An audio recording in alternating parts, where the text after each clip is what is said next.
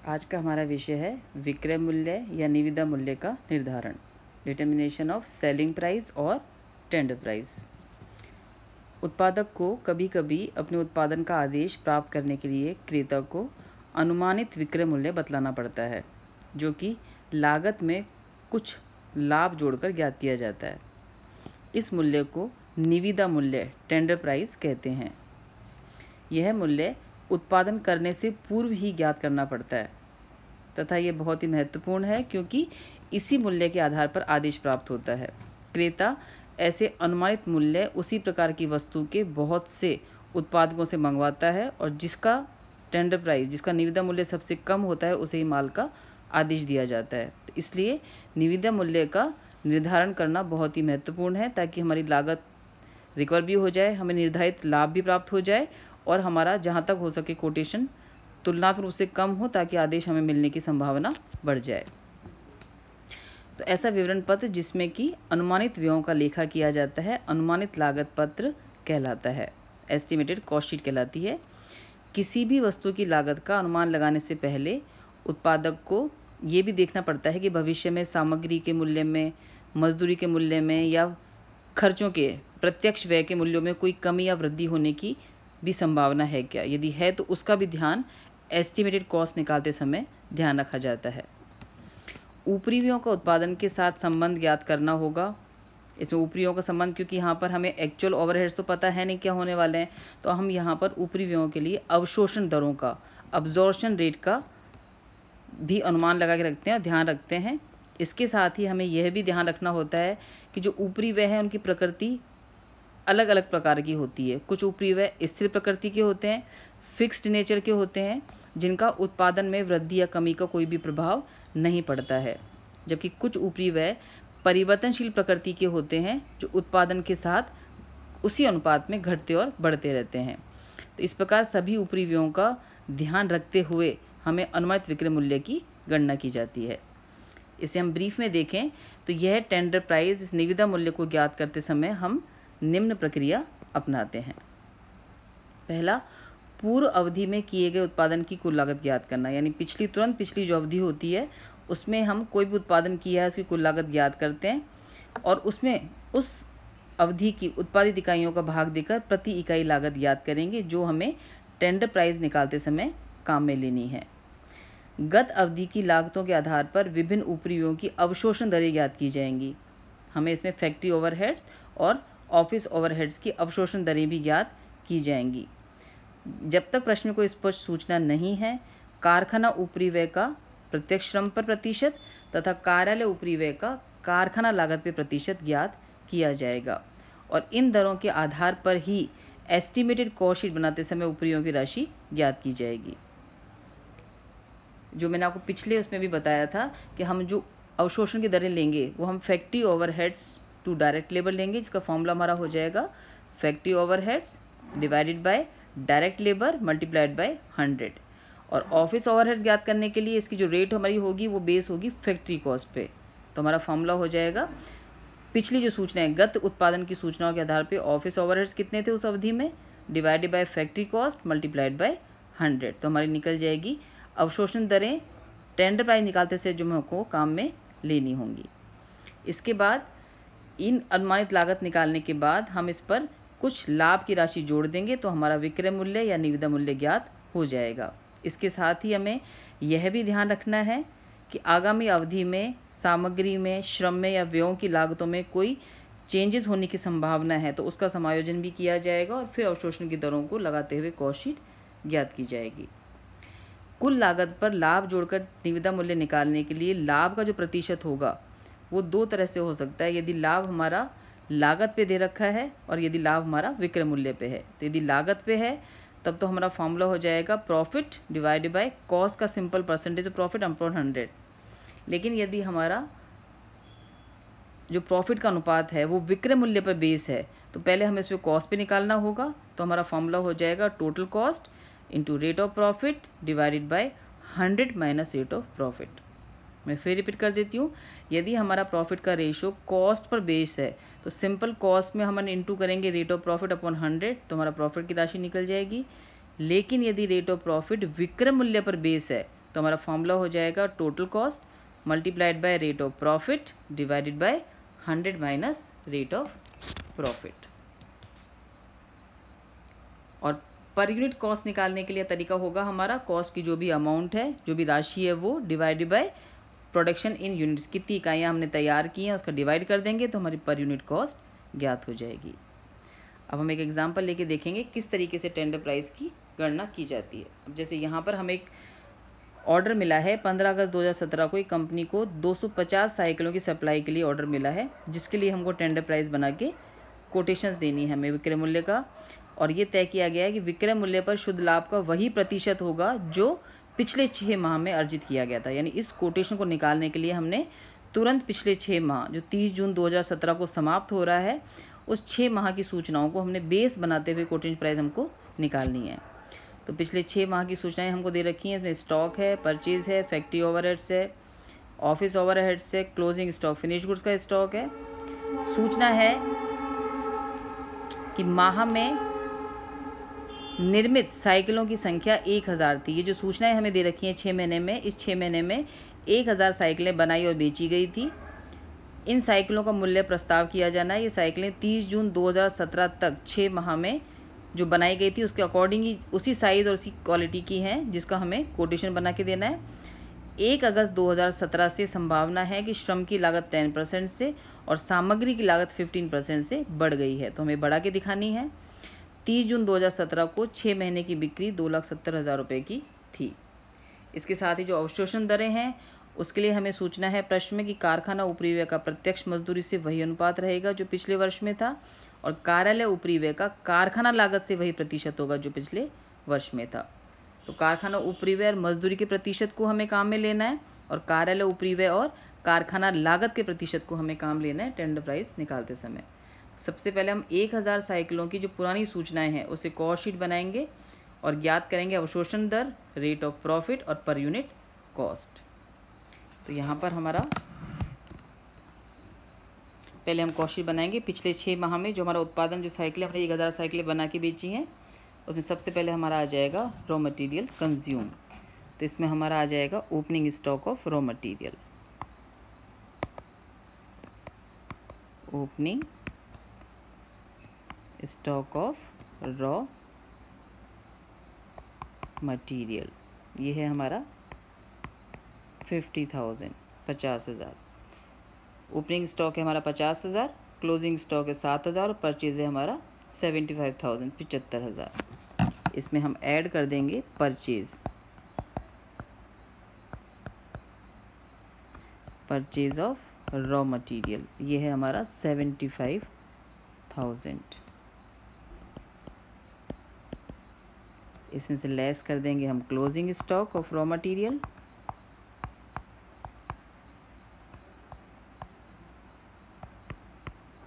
Closing stock of raw material जो है हमारा 7,000। तो हमारा रॉ मटेरियल कंज्यूम आ जाएगा,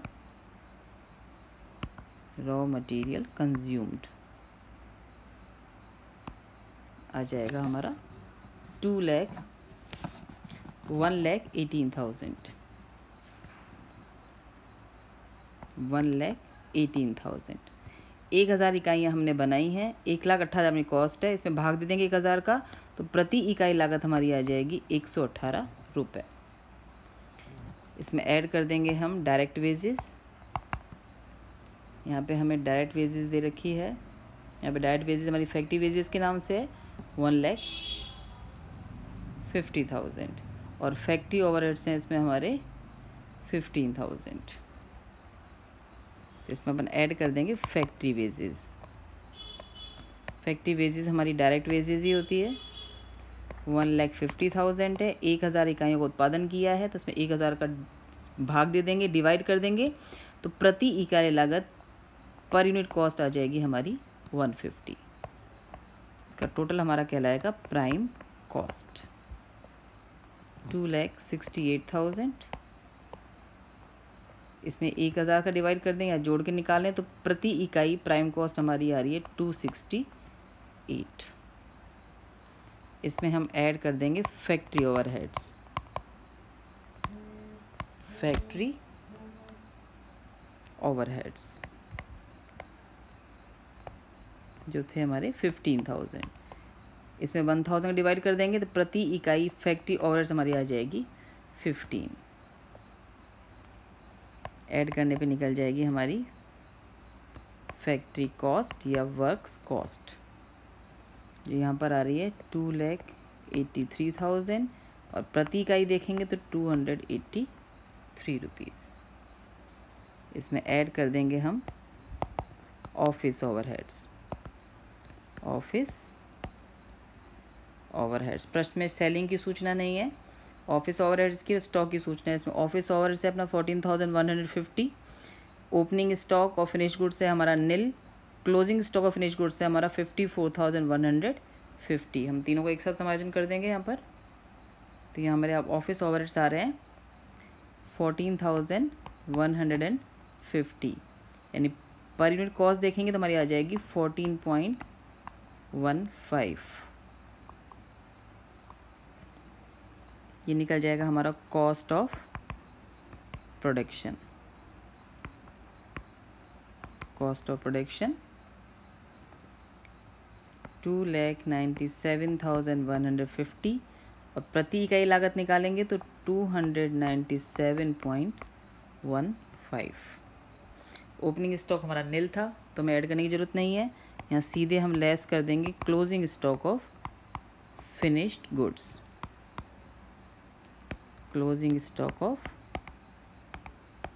फिनिश्ड गुड्स जो था हमारा 54,150। तो हमारी cost of good sold, cost of good sold ये अपना हो जाएगा 54.15। इसको हम लेस कर देंगे तो हमारी कॉस्ट आ जाएगी 2,43,000, प्रति इकाई लागत देखेंगे तो 243। सेल्स दे रखा है हमें, प्रश्न में था हमारा सेल्स 1,000 इकाइयाँ जो हमने बेची थी, उसका विक्रय मूल्य दे रखा है प्रश्न में हमको 2,70,000, 2,70,000। तो हमारी सेल्स है 2,70,000, कॉस्ट है 2,43,000, जो भी डिफरेंस होगा वो हमारा निकल जाएगा प्रॉफिट। ये हमारा बैलेंसिंग फिगर है यहाँ पर।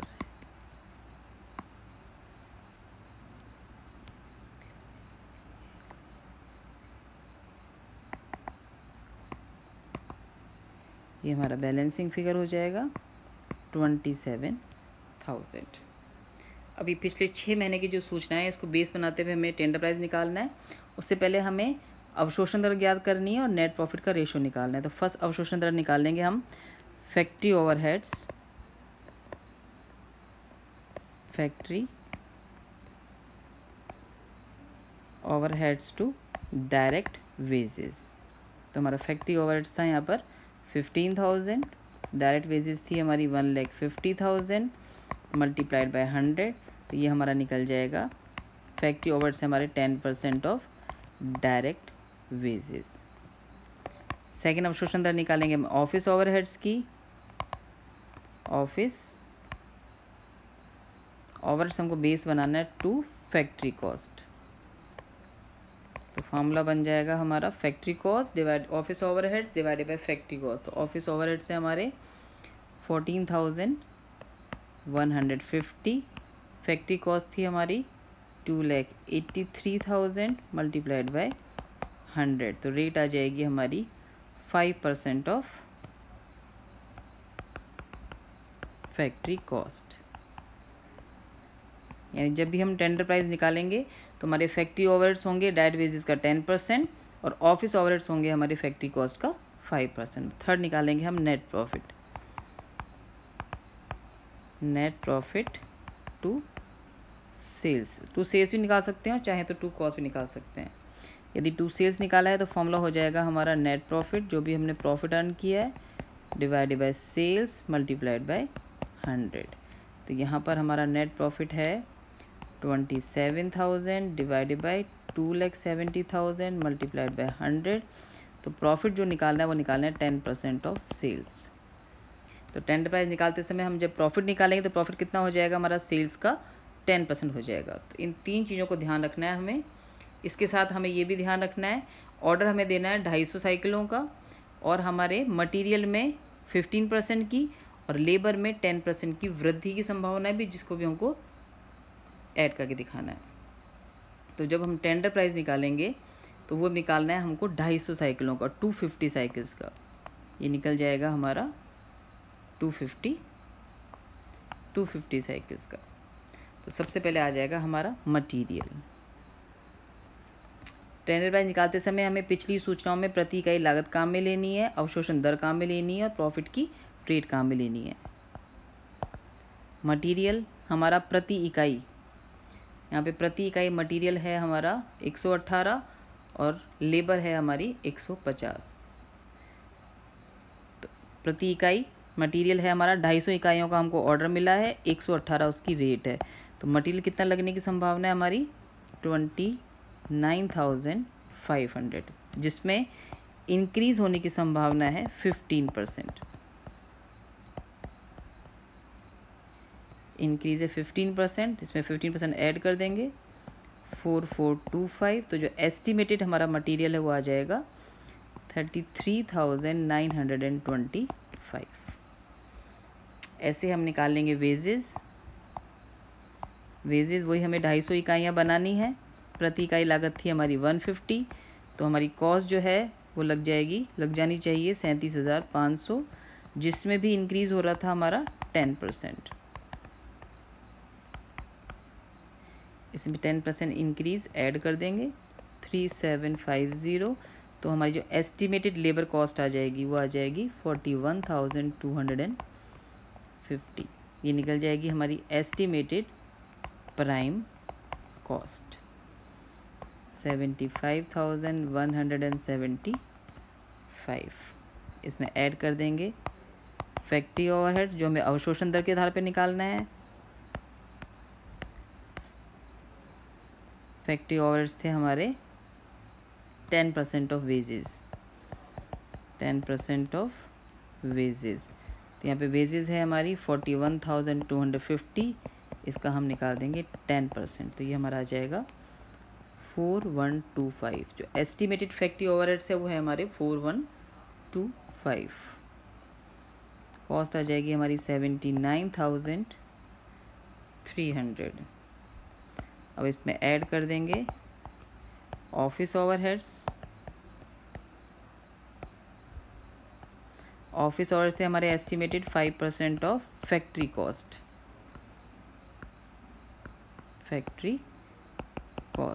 तो यहाँ पे फैक्ट्री कॉस्ट है हमारी 79,300। इसका 5% आ जाएगा हमारा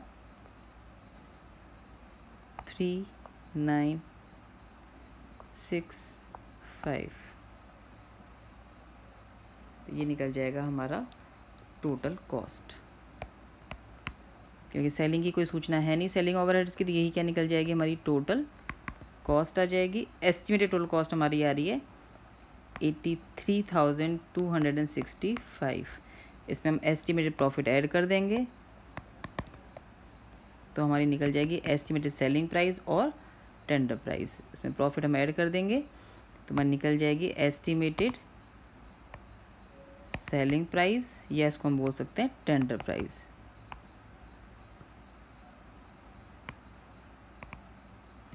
प्रॉफिट है हमारा 10% ऑफ सेल्स। हमें प्रश्न सूचना है कॉस्ट की, तो हम कैसे निकालेंगे? मैंने फॉर्मूला बताया था आपको। यदि आपको प्रॉफिट ऑन सेल्स दिया हुआ है और हमें कॉस्ट की सूचना है, तो हम निकालेंगे total cost into rate of profit divided by 100 minus rate of profit. तो यहाँ पे हम प्रॉफिट निकाल लेंगे। कॉस्ट है हमारी 83,265 इंटू 10 डिवाइडेड बाय 100 माइनस 10। ये निकल जाएगा हमारा 9252। प्रॉफिट ऐड करने पर हमारी टेंडर प्राइस आ जाएगी 92,517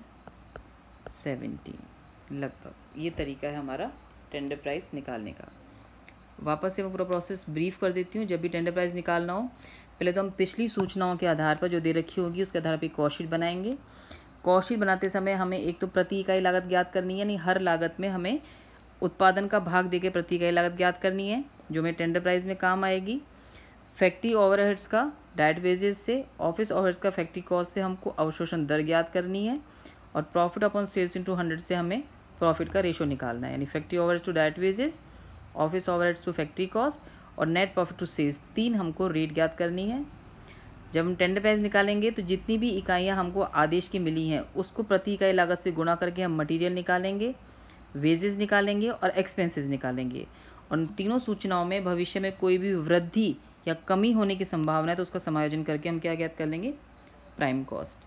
प्राइम कॉस्ट में अवशोषण दरों का काम में लेते हुए हम फैक्ट्री ओवरहेड्स और ऑफिस ओवरहेड्स ज्ञात करेंगे। सूचना है तो सेलिंग ओवरहेड्स की सूचना भी अपन ऐड कर देंगे तो निकल जाएगी हमारी टोटल कॉस्ट। इसमें प्रॉफिट ऐड कर देंगे। प्रॉफिट यदि ऑन सेल्स है तो हमें rate divide by 100 minus rate करना है। ऑन कॉस्ट है तो डायरेक्ट रेट अपॉन 100 करके हमें प्रॉफिट ज्ञात करना है, तो हमारी एस्टिमेटेड सेलिंग प्राइस या टेंडर प्राइस ज्ञात हो जाएगी।